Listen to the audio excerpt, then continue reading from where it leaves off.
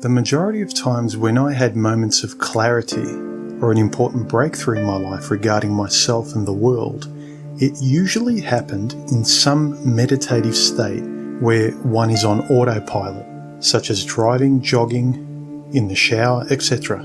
Then, there were other breakthroughs like reading or listening to someone who, at that precise moment, had exactly the right words to explain my confusion and made sense of everything. Dave Sim was one. He blew the doors open for me regarding female nature and feminism in the 90s with his essay called Tangent.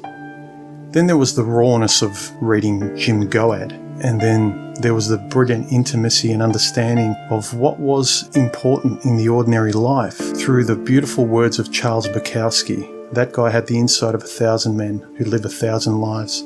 And discovering the Stoic philosophers later like Seneca and Marcus Aurelius. That was another perfect storm.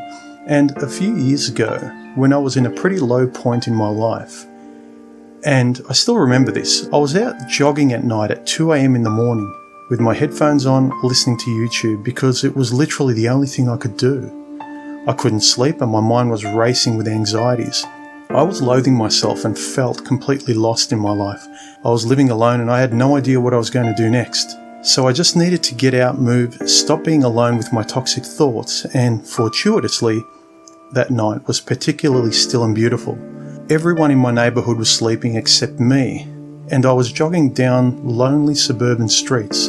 I had the world all to myself, and then Stardusk's video, Man, the Self-Loathing, started playing in my headphones.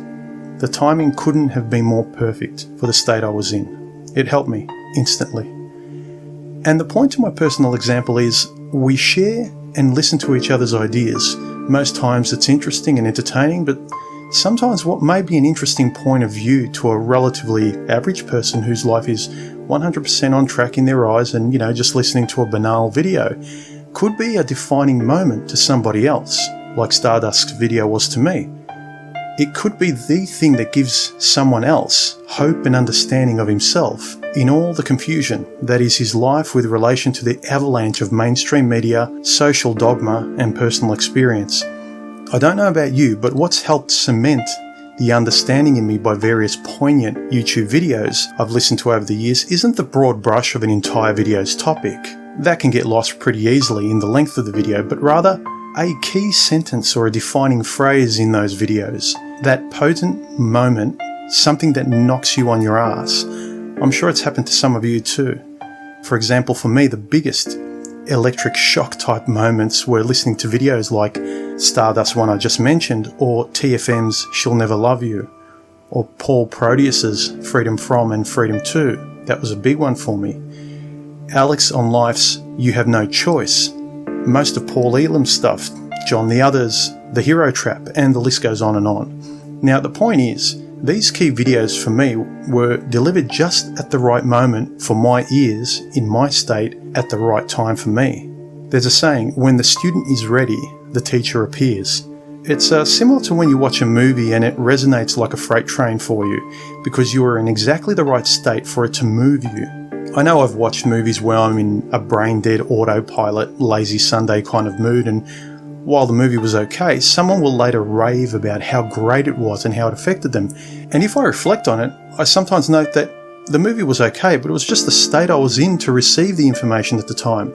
I wasn't in the right state for the movie. And so too it is with MGTOW videos. To one person in one state, one particular video can make them angry. To another, it's a nutritional MGTOW meal, their staple reaffirming diet.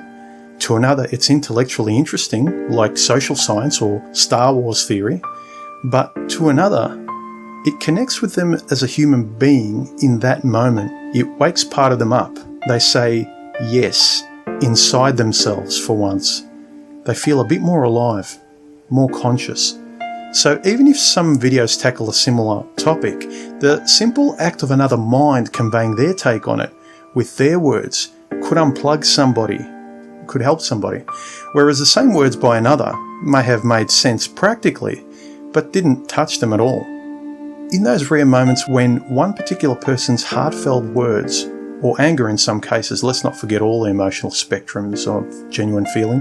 When one person's words hits you like religion, like a spear through your heart, when a moment ago you felt lost at sea, alone, and then you hear a fellow human's voice and ideas, and it speaks to you almost personally, like a friend, and you feel like a giant, and the world is yours again, like it was for me when the planets aligned and I listened to Stardusk's Man the Self-Loathing on that lonely clear night jogging. Keep sharing, keep living for yourself, and go your own way. Later.